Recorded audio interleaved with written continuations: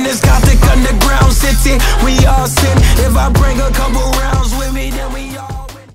Hey there, nation, and welcome to the show where we help you to play miniatures wargaming on a budget. It is I, Commander Cheapskate, and we are back with another episode of Into the Bad Zones. This is our series that is dedicated to Necromunda Outlanders campaign, and this is battle report number 12. It is a Market Mayhem scenario that is fought between my two friends, Shade as well as Dark Lord Mac. Shade is bringing Mercator Umbrus, her Clanless Outcast gang, while Dark Lord Mac is bringing Soylent Green of the corrupted Corpse Guild Outcasts. So for those of you guys who are tuning in for the very first time, Into the Bad Zones is a series where we're playing Necromunda Outlanders campaign that was released in one of the latest publications from the Book of the Outcasts. And now we're actually starting to make some headway into the expansion phase of our campaign, which is the second half of the Outlanders campaign system. Now this particular battle report is actually kind of interesting, and the reason why is because I decided to actually film the progress of my friends' game as they were actually playing it. So instead of actually taking photographs and narrating over pictures, I just basically took my camera, recorded what was happening on the battlefield, and explained exactly what took place. So that way the battle reports are kind of shorter. If you notice, this one's actually about half as long as my usual battle reports are. At the same time, I could easily show you exactly what's taking place on the tabletop much easier than trying to explain it over some photographs. So this battle reports format's a little bit different, and if you guys are actually liking the way that this format is operating, please let us know in the comment section below, so that way we'll know that if this is your preferred method, then we'll continue creating content like this. So that being said, folks, let's get this battle report on a roll. As the music is playing, we'll show you photos of both gangs as well as the rosters. If you'll notice, the rosters do have yellow highlighting on them, and that is a signifier to let you know which fighters from those rosters will participate in this scenario. So that being said, let's get this battle report on a roll.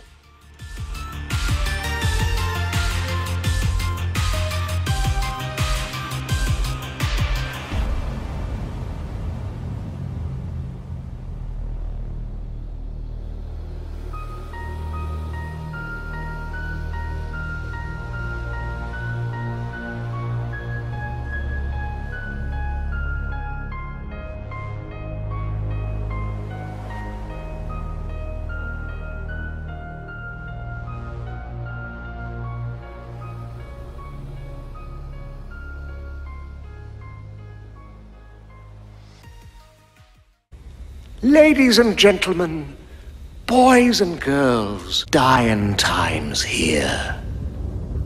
Alright, so the scenario rules for this one is Market Mayhem. It is taking place in the expansion phase of our Outlanders campaign. As for the battlefield, the market is the center of the battlefield, and the rest of the battlefield is set up as normal. And the defender has any offenses for their settlement, they may be placed on the battlefield at this time. Now, as for this one, in terms of battle attackers and defenders, the battle will take place in the Boneyard, where Mercator Umbrus are the defenders and Soylent Green are the attackers.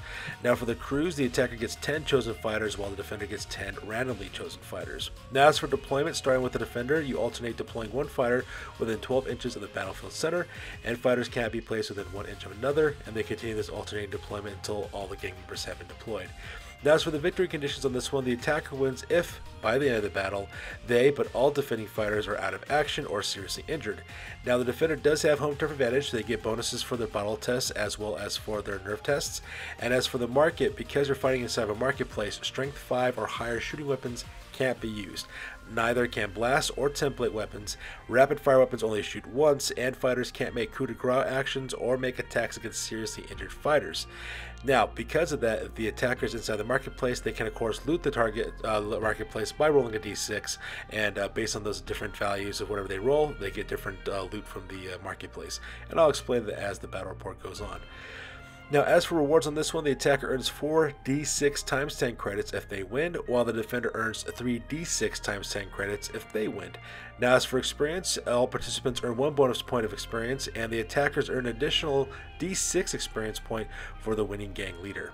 Now, as for the reputation, if the attacker wins, they earn d3 reputation, and if any gang bottles out, they lose 1 point reputation as well. As for the Outlander campaign rewards, if the attacker wins, they earn an additional d6 power, d6 salvage, and d6 sustenance.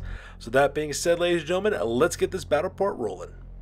Alright, so here is an overhead shot of the entirety of the battlefield. As you can see, my two friends are playing on a 4x4 table. Dark Lord Mac is primarily deployed, as you can see, with his forces. Most of Soylent Green is located right here in the center, while Shade's forces are pretty much along the periphery. As you can see, Shade has some fighters over here on the bottom. She also has a lot of fighters that are located over here for the most part. And same thing with the other side of the shanty over there. So let's go ahead and talk about deployments real quick. So over here on the right hand side is where most of her gang is located. In the back, that is Fecula Flyblown. She is a pale consort with a weird archetype. She's got mesh armor, long rifle, last pistol, knife, med skull, as well as respirator. She's got the fearsome overseer skill. She also has the biomancy power, stop bleeding, as well as fast healing. And then around her, she's basically got 4 chaos cultists. Those guys are Reek, Urg, Festus, and Rodicus, and all of them are pretty much ironed exactly the same way. They all have flak armor, last guns with telescopic sights, as well as a stub gun. Reek, however, has a chain glaive. That's the guy that's over here in purple. And then lastly, Festus, which is the guy right here with a little hammer in his hand. That guy, oh sorry, Rodicus is his name. He only has a stub gun for the most part. Now down over here in the bottom here, that character's name is Dire Song. He is a chaos spawn. He's also, I believe he's like a level 3 chaos spawn as well. Up on the top there in green, that's Fiddlesticks, a level 3 chaos spawn, while Thrax the Unclean, which is the flesh colored one, he's a level 2 chaos spawn. And then right back here, of course, we got 2 corpse grinders. First of all, we got Sepsimus. That's the guy with the green, with the halberd in his hand. That guy's got armored undersuit, mesh armor, chain glaive, auto pistol, and crushing blow. And Tulok the Broken, which is the guy in red. He's got armored undersuit, mesh armor, chain glaive, and auto pistol, as well as a crushing blow ability. And that makes up the center deployment for Dark Lord Max Soylent Green, his Nurgle Chaos Corrupted Corpse Guild Outcasts. Alright, so moving on with Shade's deployment. So first of all, infiltrating here in the back, we have 2 fighters. First of all, we have the Shipbreaker, which is an Ambot with 2 Cunning Claws, Carapace armor. It's got the Infiltrate, Cranial Governors, Excavation Automata, as well as valuable special rules. And right next to him is Tough Shake. It is an Outcast champion with the Mastermind archetype. He's got an armored undersuit, mesh armor, photo goggles. He's got a stub gun, combo plasma pistol, a chainsword, dum-dum rounds, respirator, as well as the Infiltrate skill. And they both use Infiltrate in order to pop up right behind the enemy lines here for most of the Soylent Green. Now, over here on the other side, we have most of Shade's deployment. As you can see, we got 4 different fighters over here. In the very back, that character's name is Chopper. He's an Outcast champ. He's a Mastermind archetype. He's got an armored undersuit, mesh armor, grenade launcher, stub gun. He's got a smoke grenade, respirator, photo goggles as the Overwatch skill. Right in the front as well, we have Tugs. He's a Hive Scum with armored undersuit, mesh armor, outer gun, stub gun with photo goggles, as well as a respirator. Right next to him on the side right there, that character's name is Darko. Darko's got he's a Hive Scum with armored undersuit, mesh armor, plasma gun, stub gun with photo goggles, respirator, as well as a specialist ability.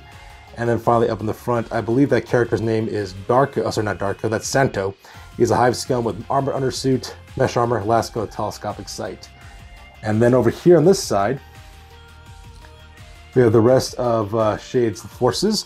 Up in the front there, that character's called is Roon Dog. He's a Hive Scum with armored undersuit, mesh armor, twin stub guns. He's got a smoke grenade, photo goggles, as well as a respirator.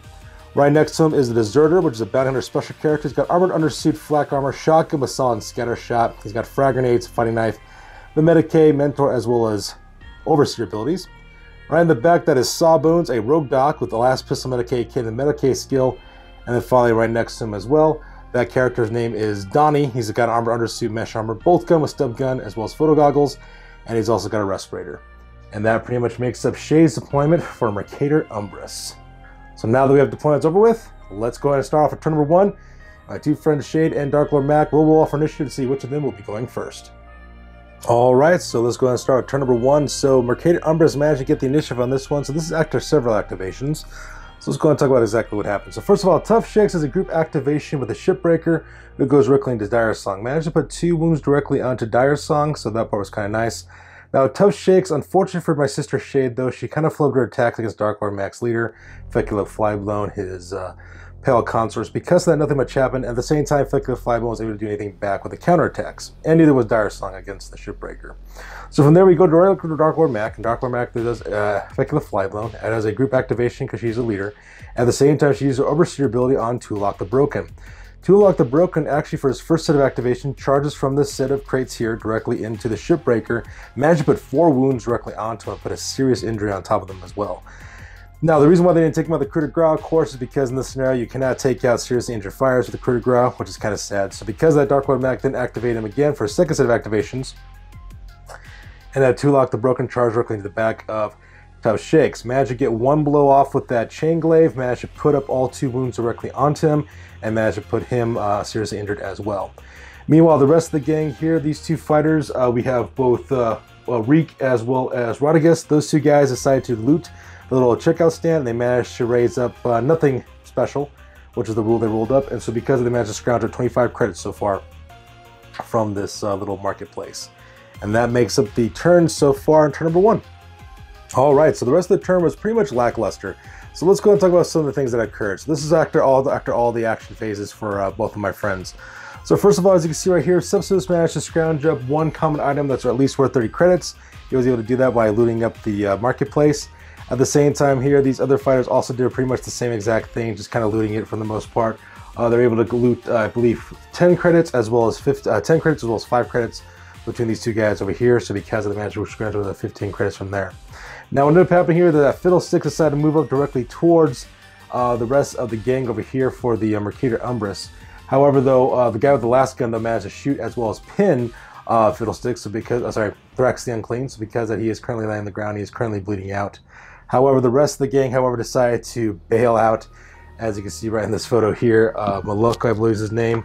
What's his name? Not Malok, I'm sorry. That character's name is Darko. Darko decided to climb up to the top of the little shanty there in order to escape.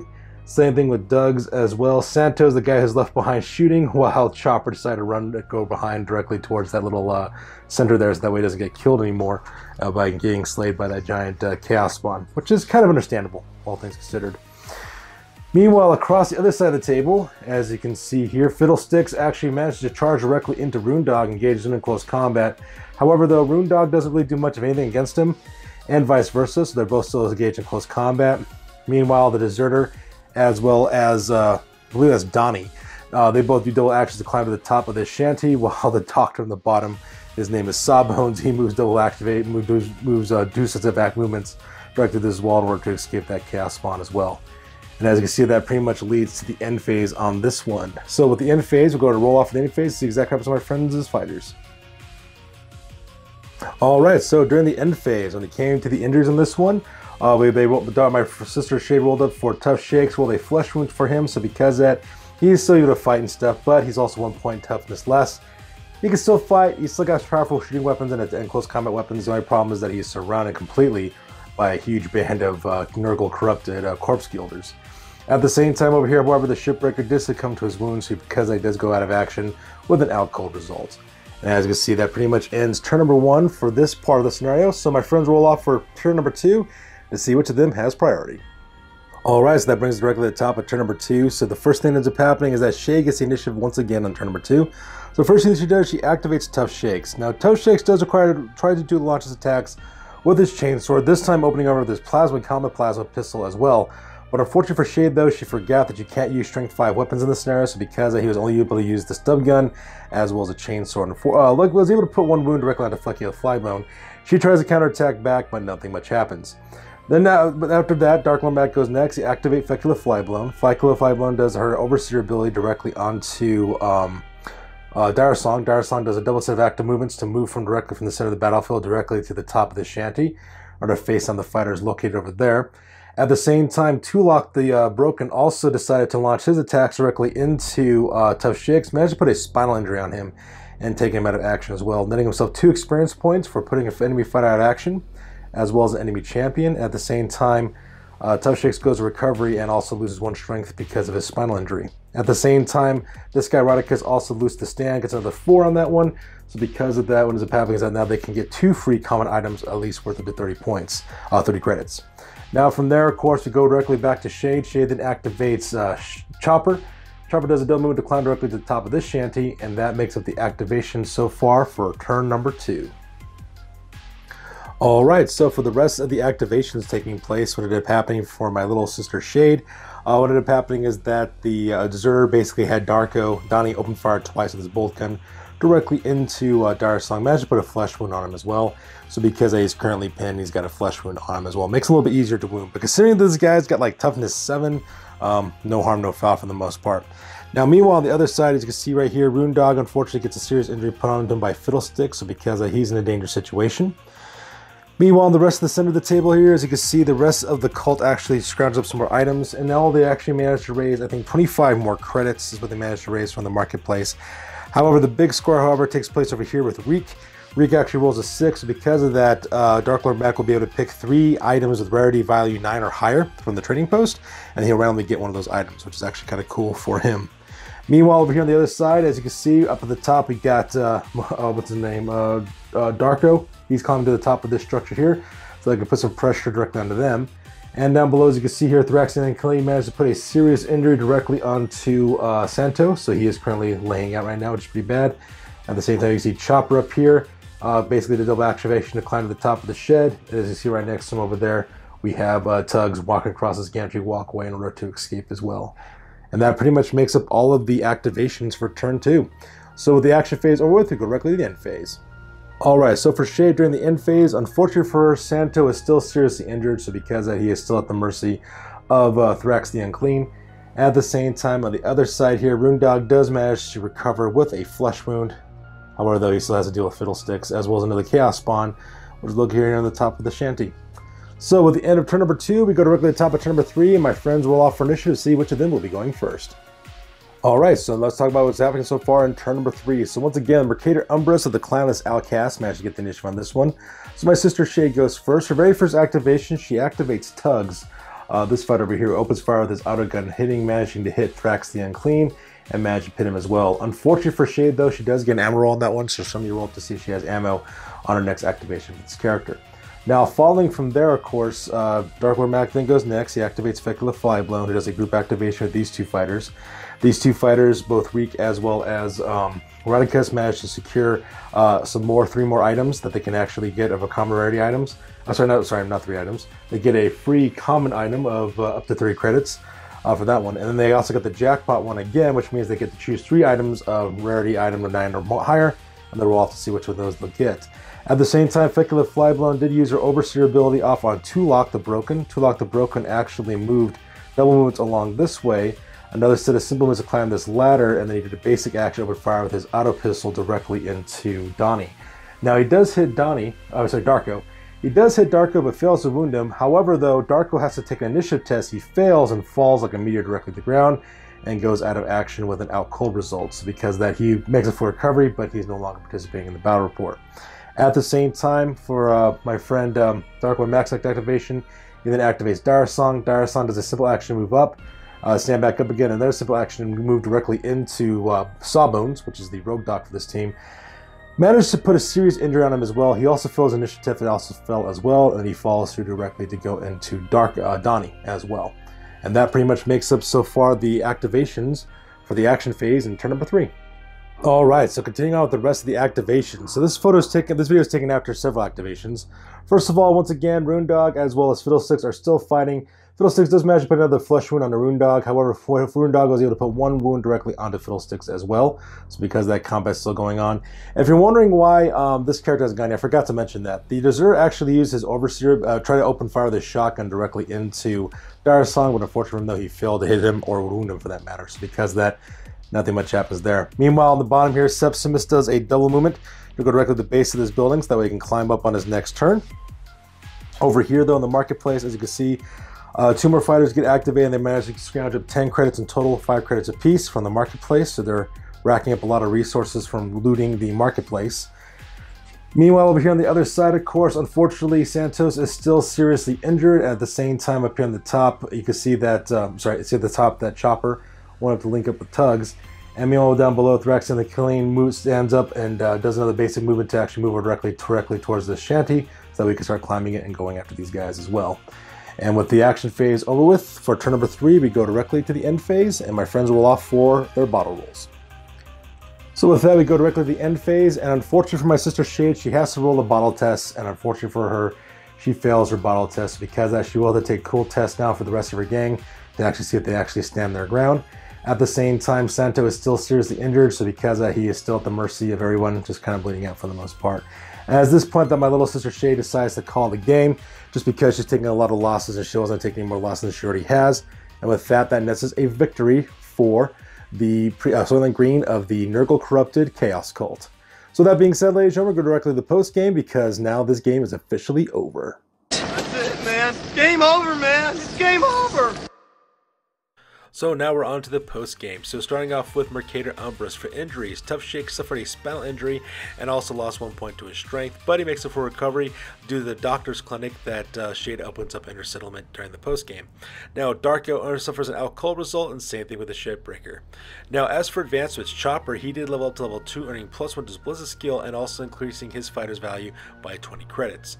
Now for the settlement, the Boneyard, which is the name of the settlement that the Mercator Umbrus operate out of, originally started off with 22 power, 5 sustenance, and 0 salvage. Now over the course of gaining their resources, they end up with 32 power, 15 sustenance, as well as 10 salvage. And what ended up happening is that Shay decided to build a Doc's Clinic, which is operated by Sawbones, the rogue doc in her gang, and that cost her, of course, 20 power, 10 sustenance, as well as 10 salvage. And what that does every week is that if she has any fighters from recovery, 3 of them automatically make full recoveries, no problem. Now, from the training post, because of her leader, Hagar Freelord, he has a Fixer skill, which earned her 20 credits from that, as well as his Well-Connected skill, earning an additional 30 credits on top of that, giving her 50 credits in total. And Shay decided to take all 50 of those credits and place it directly into her stash for now. Now, as for her reputation, she does lose 1 point of reputation for bottling out, which brings her grand total to 8 points of reputation in total. Her new record now is at 3 wins and 5 losses, and her new gang rank now is at 2,635 points. So with that, move on to Dark Lord Mac's gang, Soylent Green, for injuries. None of the members of his gang actually suffered injuries this time. As for the Dark Ritual, Urg was chosen as the vessel for the Dark Ritual, and the Dark Ritual was successful, and this gang still retains the favor of Nurgle, which means that once per end phase, 1 injury die may be rerolled. Now, because of that, Urg also earned additional 3 experience points from being successfully used in the Dark Ritual. Now, as for advances on this one, Fecula Flyblown actually leveled up to level 2 because she earned 6 additional experience points from this battle report, increasing her toughness by 1 and also her value by 30 credits. Sepsimus leveled up to level 4, earning +1 to his Blizzard skill and increasing his value by 20 credits. Tulok the Broken leveled up to level 3, earning +1 to his toughness and also increasing his fighter value by 30 credits. And Urg also leveled up to level 2, earning +1 to his initiative as well as increasing his value by 10 credits. Now from the settlement of Mauville, which is where Soylent Green operates from, they originally start off with 0 power, 20 sustenance, as well as 13 salvage. By the time they got their resources from this week's materials, they ended up with 15 power, 33 sustenance, as well as 28 salvage. And they decided to Dark Lord Mac decided to purchase a minefield for his settlements to increase his defense rating.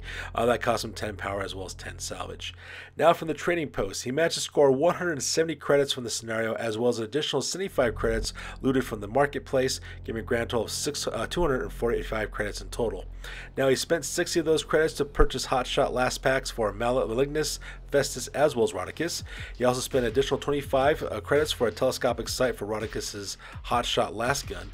He also spent 105 credits for mesh armor for Reek, Urg, Bubo, Pustus, Malignus, and Rodicus. Now he took those fighters' flak armor and sold it for an additional 35 credits, and he also spent an additional 80 credits on top of that to purchase flails for Pustus, Malignus, Festus, and Rodicus. And then he took the 10 remaining credits he had left over and placed it in the stash. Now he did also manage to capture 5 additional power, 3 sustenance, and 5 salvage from the marketplace from Mercator Umbrus from their Boneyard. At the same time, he also managed to steal 4 common items worth up to 30 credits from the Boneyard as well. In this case, Dark Lord Mac decided to steal 4 Hotshot Last Packs, which he gave to Reek, Urg, Bubo, as well as Pustus. And then finally, he managed to steal 6 items worth up to a rarity value of 9. And what ends up happening is that he picks 3 of them, and then he rolls a d3 to figure out which one he actually gets. So he did that twice from his looting and has managed to get 2 items. One was a Power Hammer, which he gave that to Urg, as well as a Power Axe, which he gave that to Bubo. Now, for his reputation, he earned 3 points of reputation in this scenario, bringing his grand total to 10 points in total. His new record now is at 2 wins and 6 losses, and his new gang rank now is at 2,635 points. So there you guys have it. That wraps up Battle Report number 12 of our Outlanders campaign, Into the Bad Zones. Tell us what you guys are thinking of this new video format. So far, I'm really liking the way it flows. I like the way I can basically show you guys what's happening on the battlefield much easier. I think it actually translates pretty well too for YouTube, and it also reduces the length of the battle reports as well considerably. So let me know in the comments what you guys think of this normal format. If you like it, let me know. That's good to do for this one, you guys. As always, please feel free to like, comment, and or subscribe. Your guys' input is invaluable to us as always. Also check us out on Facebook, Instagram, as well as blogger.com for all the latest greatest hobby news related to this channel. That's good to do for this one, you guys. We will catch you guys in the next one. Peace out and stay classy.